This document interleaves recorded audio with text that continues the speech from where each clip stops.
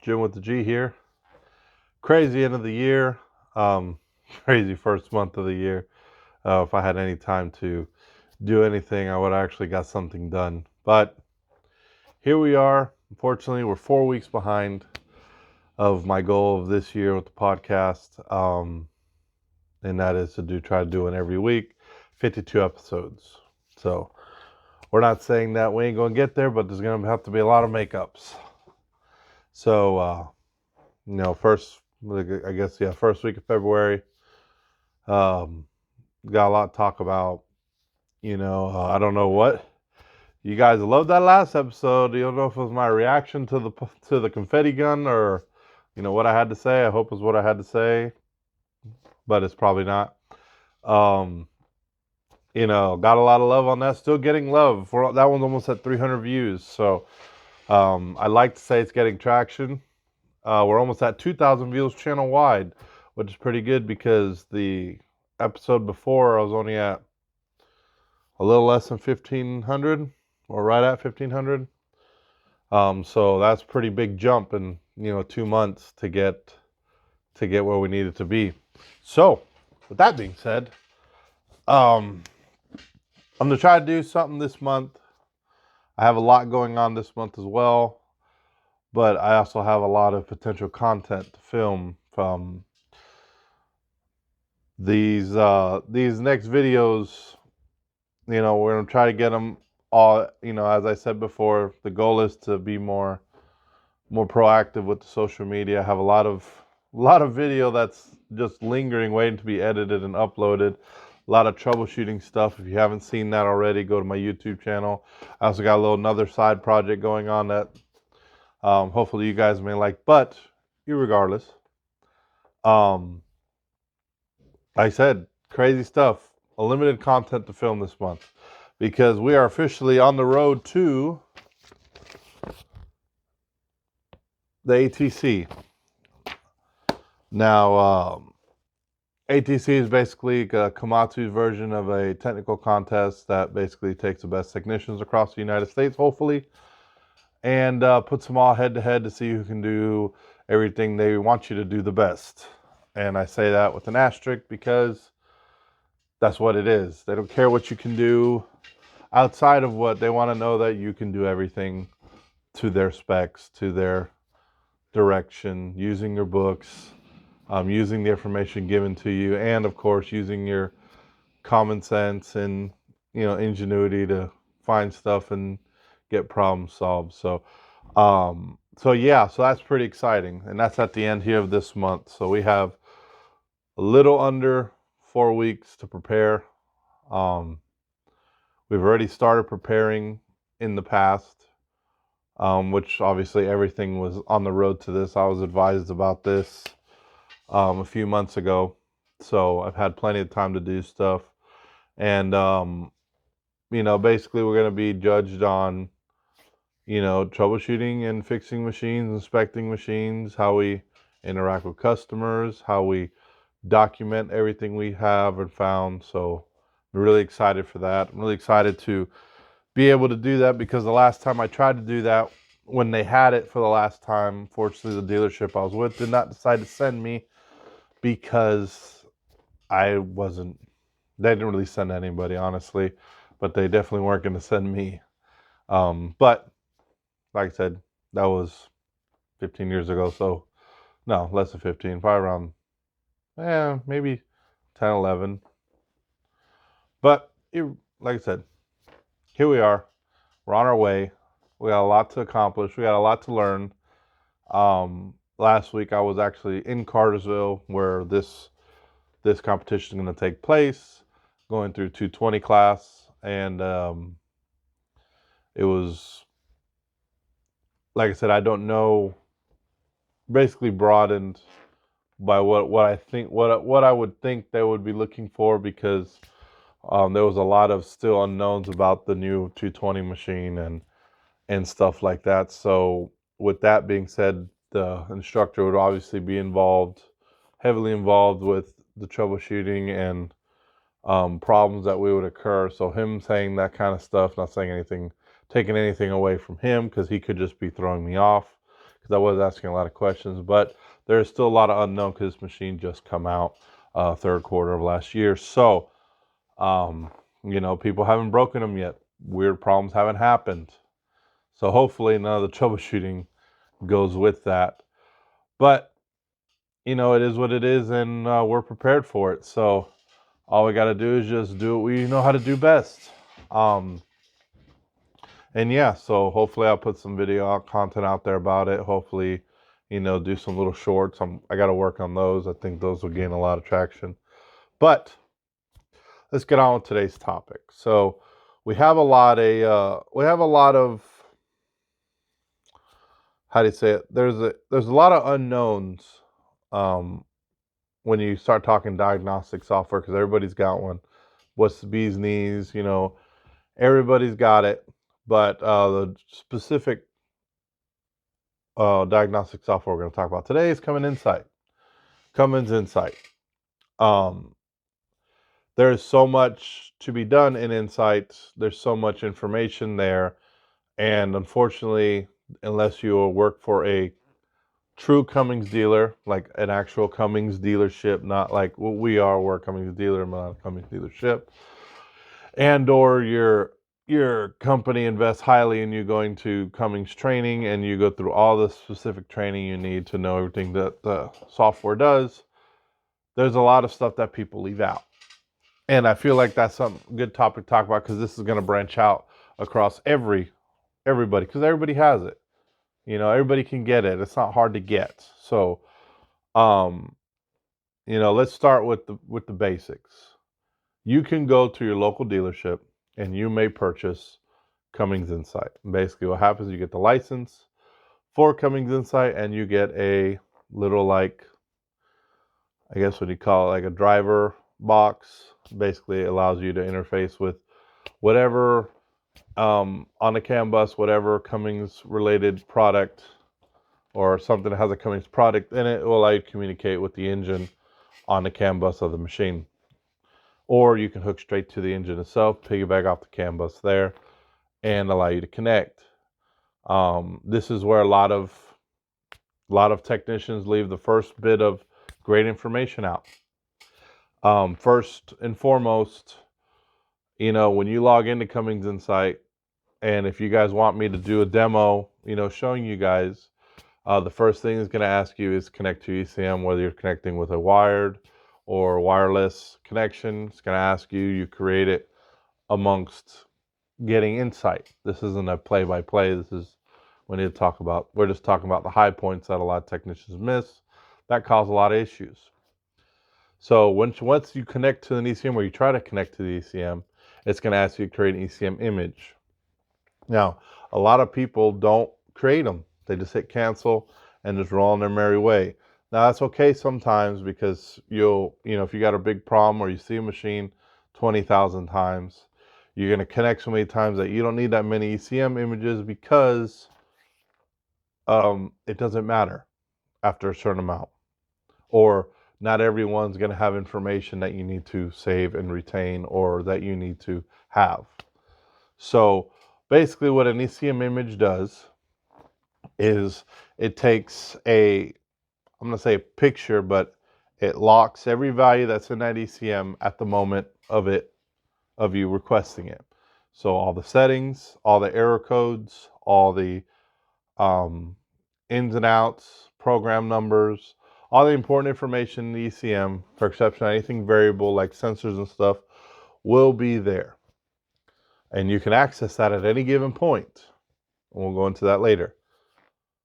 You create the image. In that information, you're going to get a little text box, and it has all this information. Some of it doesn't mean anything.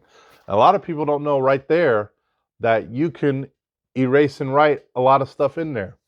Your machine, your name, a work order, the hours on your machine. You can give it a different title so it's easier to find.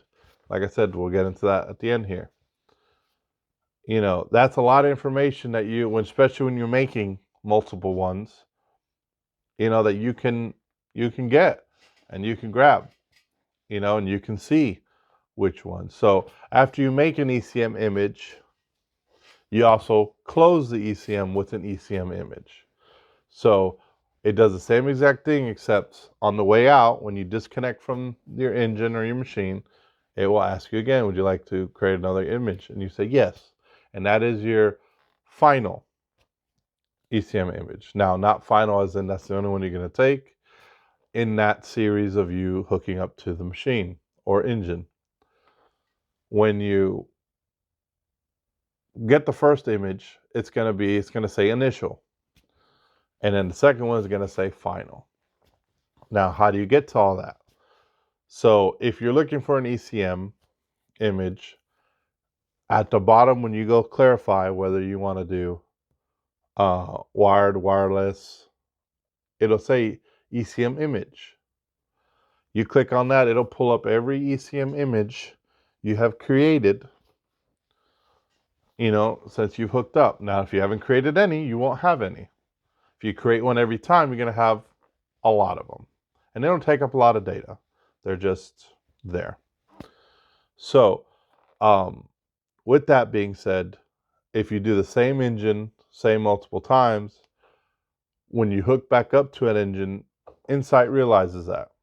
So it shows you where you've hooked up before, and it shows you the previous images that you've looked for. Now, if time has passed and like there's a new problem or, another reason you're at the machine, you can make a new one by go down new. Or if you just keep logging into this engine because you keep chasing the same problem, you don't have to create multiple. You can click on the one you've already created and it'll highlight it and you hit go.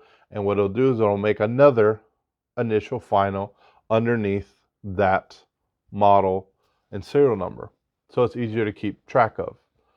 And each one will have a date and a time that you can go see, oh, this is what I did. And like I said, the main reason of that. So let's say, for starters, you work on an engine that uses trim codes. You forgot to get your trim codes out of the old ECM when you put the new ECM in. And you're like, crap. Well, I can't take off the valve cover to get my trim codes, so what do? You go look up the image. The image will have your trim codes in them. And all you do is copy and paste them. An update, if you update it, sometimes, I've never had this happen to me, but I've heard of it happening. When you update an ECM, some of the settings don't transfer back over. So you'll have that there connected to that ECM where you've hooked up to it, and you can go and get that information back. Now it doesn't give you every single piece, not like a whole file, like a program. It's just information. It doesn't do anything. All it does is help you if you get lost, like a map. And proof, because a lot of warranty stuff requires you to make ECM images and include them in your information for your warranty claim. So, so you should automatically be making them if you work for a dealership.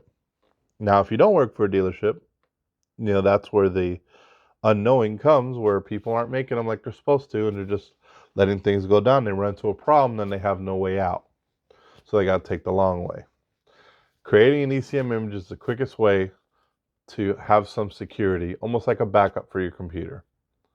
If you do something or you're experimenting, trying to do stuff, it is the quickest way to get back where you are. If you need to do a fleet cal, which is basically your ability to you call Cummins, you pay, you get a code that will allow you to go into the ECM and rewrite the ECM with a new program. Now, this could be an updated version of software that's in there, or it could be a completely different software for a completely different machine, and you're just trying to swap an ECM over from nothing to go. I will tell you this, we use this option a lot, especially when we've got technicians that claim that the ECM is bad. So we have a few good ECMs that we will fleet cal on a bench, and put with the ECM software that needs to be and we'll ship it out to the technician, and he'll install it. And if it fixes it, we order the ECM, we get ours back, and we put a new one on theirs, and they're back up and running. Or if they're in an emergency situation, they leave that one on there till theirs comes in, then we just swap it back out. There's no harm, no foul, there's no damage to that. There's nothing wrong with that. It's part of the process. It's just a leg up on troubleshooting, and $100, $200 is better than a few $1,000s for an ECM, especially if you're a customer. So with that being said, ECM images are very, very, very useful, and there's no reason why nobody should be there's no reason nobody shouldn't be making them all the time, in my opinion. Now, you can think whatever you want. I've heard people say, oh, data takes up all memory, all this memory it's using up. It's minute. If you work for a company, they will get you more memory. They will get you more data. They will get you more ability to save more things. And if that is true, and you're not a company, you don't have access to a lot of memory, if there's something you don't need anymore, you can always go through and delete them. They're not permanent. You can go delete, let's say you delete all the ones you went to from the year prior. Doesn't matter. You can delete them all, and you just freed up all that space for another year. You're not tied to do anything, which is why I still don't understand why people make excuses. The next thing is just knowing where to go, what to do. I know a big issue with warranty claims when it comes to Cummins, people have issues with, is they get the nomenclature, data log, and ECM image mixed up. Now you say, oh, Jim, that doesn't sound like you can mix those up. But when you're talking to people that don't know what these are, they will mix them up for you. So you give them what they want, and then the warranty claim gets denied because they didn't have what they actually needed. But they don't know no better. So it's your job as a technician, as a mechanic, as somebody using, to be able to know the difference and provide. So we already spoke about ECM images. They're just a copy of everything that's going on with the machine. Then there's a data log.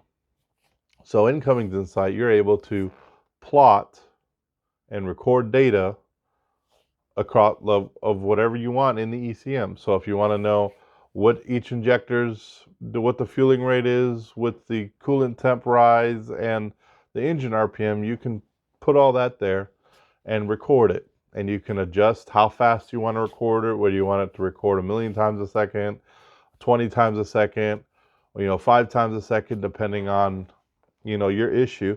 You can adjust all that. And then at the end, when you're done recording, you stop and it saves it as a CSV file, which is an Excel file. And basically you can take that file, you go into Excel and you open it. And basically what it does is every setting you monitored will just run down with every piece of data it has monitored. So if you're watching how fast your coolant temperature rises, you'll see whatever amount you've recorded, whether it's, let's say, 4 times a second, you'll see it start to change gradually because it has put a piece of data in there every 4 seconds for that requested item.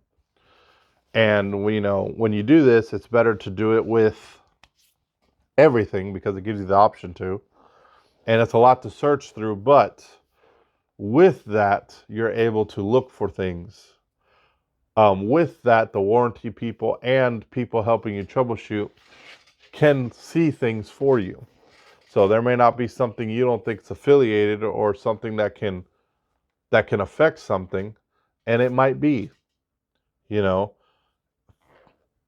might be able to relate, oh, my boost dropped in this section and so did my RPM, but look where my fuel pressure is right here. Sorry, you didn't see my hands, right here. So, by looking at symptoms, you're able to see, oh, I got a fuel problem, and that's what's causing my RPM and my boost problem. Or, you're looking at, oh, my engine's heavily smoking. Oh, my fuel's okay, my RPM's okay, but, oh, look, my EGR valve's staying open too long. or it's opening too far, or why is it going erratic and not saying, oh, I got a bad EGR position, so I'm turning in your EGR valve. These are all hypotheticals. I mean, they could happen. They have happened in the past, but just give you an example so you understand why they're great. Now, if you have a warranty claim where, like I'll give you an example. My alternator's randomly shooting up to 30 volts, and it's causing issues with my SCR system with all my sensors. All right, well, it doesn't do it all the time, it does it randomly. Well, cool.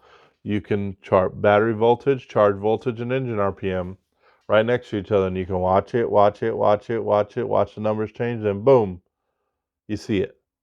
Oh, look, it's right here. And the warranty claim gets approved. Why? Because the people that viewed it said, oh, look, right there. Customer wasn't lying. He proved that it was having issues. So, it's like I said, there's no reason not to. You can do everything. DPF temperatures, SCR catalyst efficiency, DEF usage, fuel injection usage, fuel pressure. You can see a lot of things. Now, you're not going to see everything because there's a lot of stuff that are unknown. And this goes back to people, that if you know a little more about engine and tuning and ECMs and stuff, a little bit what I'm talking about. But all of it is tables. They're all tables that stack on top of each other that are codependent.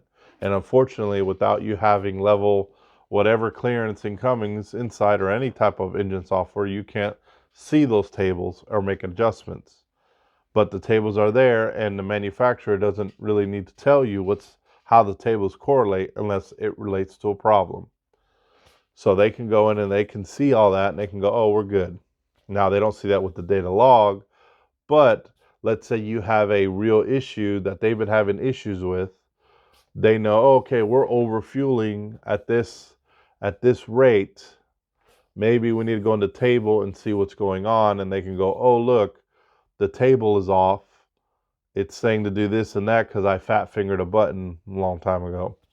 And they make a fix. They send a new software update, and everything goes back to normal. But that's just information. To me, the more information you give in most warranty claims, any information that can help you is always the best. Why not put it in there? If you have undoubted proof, put it in there. This, you can't argue with this. You can't deny this claim because look, it's right here in black and white or in color. Doesn't matter. It's there. So, doing it could save you, can help you. And if you hook up wirelessly with Insite, you can allow the customer to run and you can see what's going on. You can let the generator run. You can let the, water pump or engine, the boat, whatever it is that can use as Cummins engine. You can see it run. You can see it do it. And you can just record it all and see. And like I said, it's so useful.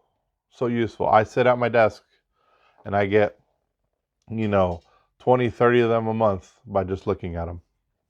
And just saying, oh, look, that's a problem, that's a problem, that's a problem, that's a problem. You need to go check this. You need to go check that. It's easy.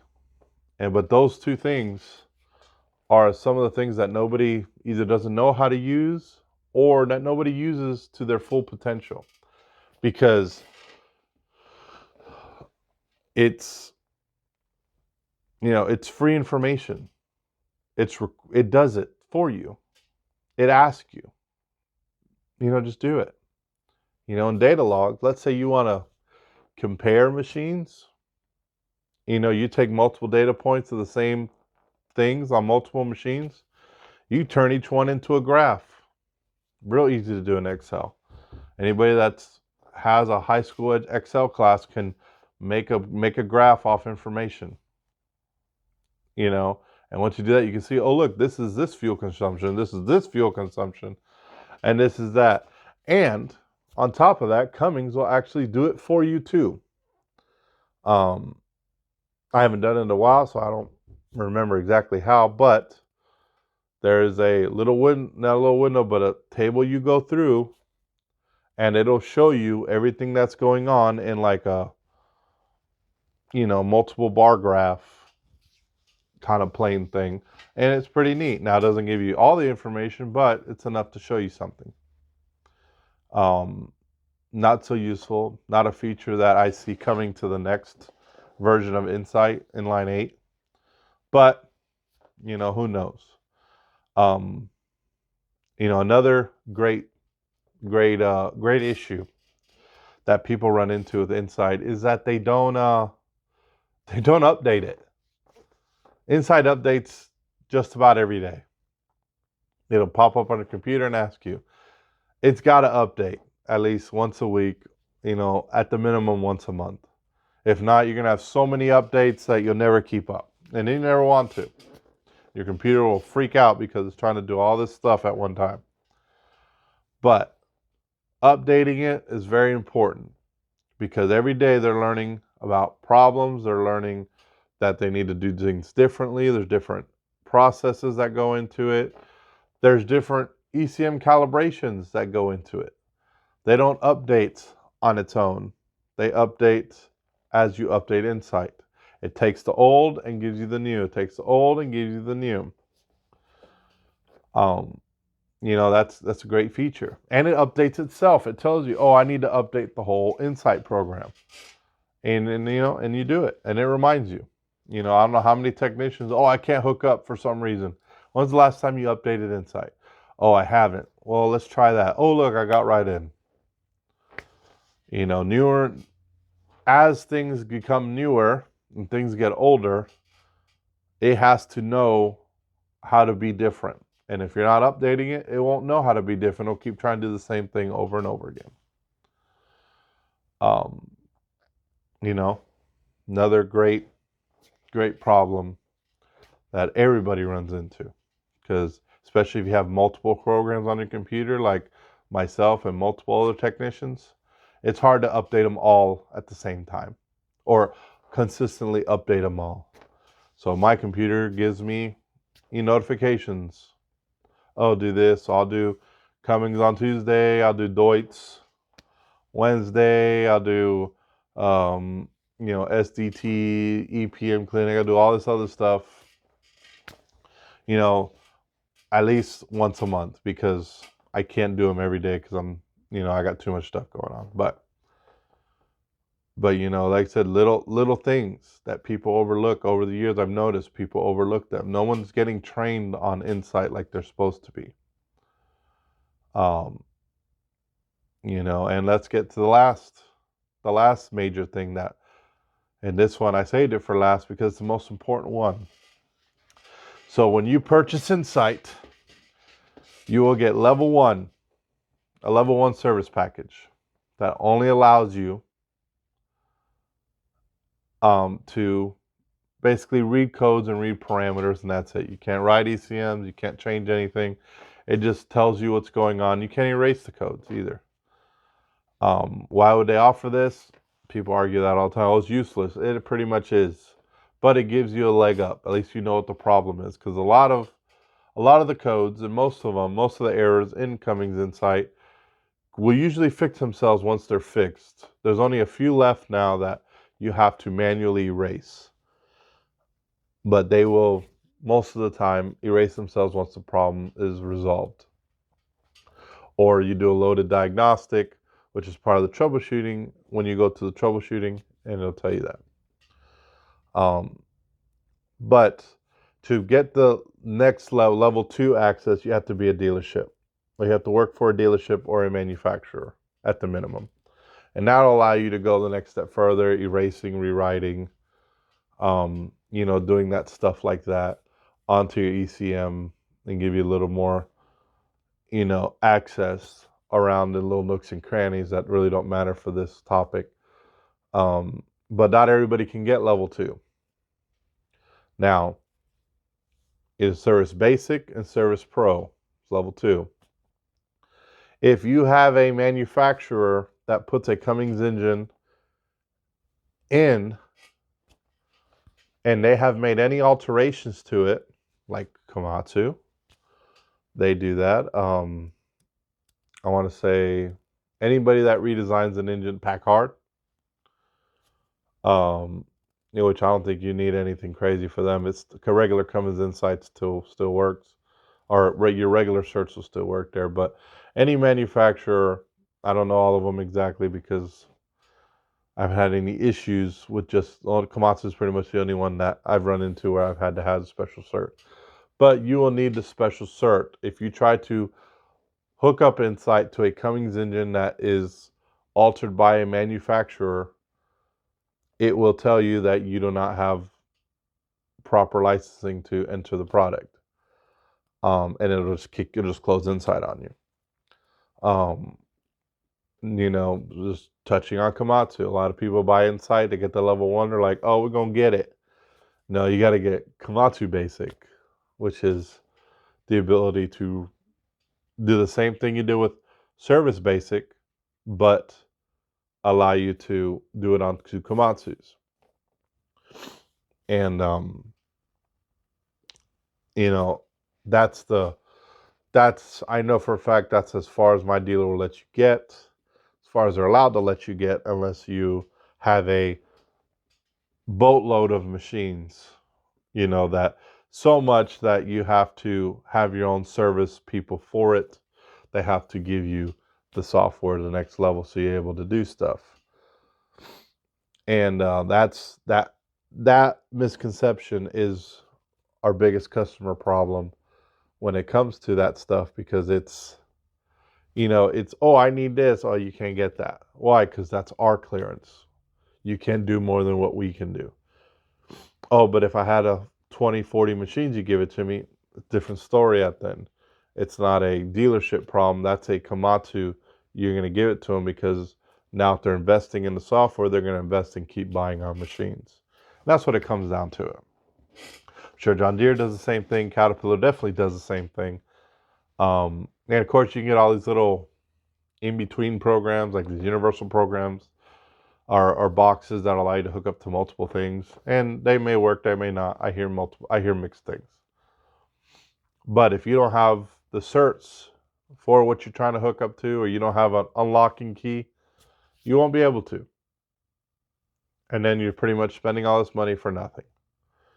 So before you go buy stuff, or go buy your inline 7, make sure that when you go and buy your level of software that you're able to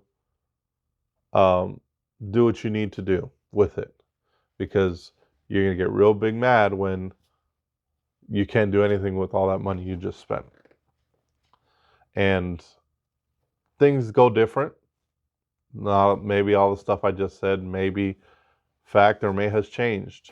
As of this is what I know as of right now. But yeah,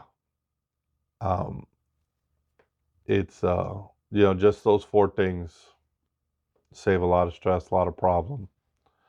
But the only way you're going to get to better with all that is if you log in and you practice and you do, and you go look through ECMs and you see, and you go and you go and you go and you go and again. You just go through it, go through learning pains, go through the trainings, put the chip forward to make sure you want to learn the program, that you want to get better at it, because you're not going to get better logging into it once a month. You're going to have the same problems you were, and unfortunately, when you have to figure them out, it's going to be like level 10, oh, we got this thing up and running, and now you're in trouble. Which all dealerships, they should be pretty fluent with Cummins Insight, because all the SCR products that have issues, that always have issues, that'll never, let me saying SCR products. I'm sorry, that's the wrong way to describe it. After treatment system that gives you issues. The reason I said SCR product is when you have a DEF tank issue, DEF injector issue, anything related to the DEF system is automatically popped up as a SCR issue and not a DPF issue. So usually those errors come up as SCR errors. But really, they're just after treatment errors. You know, the number one reason people delete all their stuff is to get rid of those codes, to get rid of those issues they're having. And, you know, that's the way to do it sometimes. So they believe they have to. But all in all, like I said, I don't know if I hit what I wanted to hit with this episode, but, you know, those 4 things, you know, will save you a lot of time in a lot of ways. And that 4th thing, remember, expires. Some of it expires at the year. Some of it takes 2 to 5 years to expire. So it all depends on what your company pays for and how you install it. You need to make sure that every year you're renewing and every year you're getting better and getting your stuff correct. Because if you don't, you'll lose it. And when you need it, you're not going to be able to use it. And that's going to make a lot of people mad and a lot of customers mad because you can't get them back up and running. But yeah, so I hope that helped a little bit of people. Maybe not. Maybe helps a lot of people. I don't know. If you guys want me to go more in depth, maybe walk through Cummins Insite and show you some screen stuff, I'll figure that out, I guess. I don't know how I'm going to do it from my phone to the computer. Maybe just have to videotape myself looking at the computer, maybe. I don't know. But that should be it for today. Like I said, we are going to try to do some ATC content, some training stuff, see what does what. Unfortunately, I can't show a lot of the stuff because proprietary bullcrap on my end, but I'll try to do my best. And if you haven't checked out the videos on YouTube, go check them out. I have issues uploading videos to Facebook, but I'm going to try to do that too. So keep looking on there. And go on there. But yeah, I appreciate you guys. I appreciate the growth. You know, remember, if you like what you heard or you think I look funny, or maybe I'll show everybody how funny I look or how funny I talk, or, you know, or maybe just like what I said and you want to tell, you know, show everybody else, let them know. Send them my way. Like I said, we're on all the social medias. So you should be able to see me and interact and do stuff. And if you don't like my content, watch it anyway so you can tell me about it. You know, no one watches you more than a bigger hater, than your biggest hater, right? So yeah, so appreciate you guys, appreciate the growth. You know, hope it keeps going. If you guys want to talk about something or anybody wants to hear anything specific, let me know. Let me know in the comments. Go into this video right now. Let me know, hey, you know, I want to hear about this. I want to hear about that. And what I'll try my best to do is try to make a video that makes sense, as much sense as I can make it, and get it there. I said I've started doing the troubleshooting videos. There's one already up on YouTube. I have to get the rest of them up because there's a lot of them, a lot of editing and back and forth. But that's not my problem. That's not your problem. That's my problem. So, as usual, guys, Jim with the G. Thanks for stopping by, and we'll see you guys next time.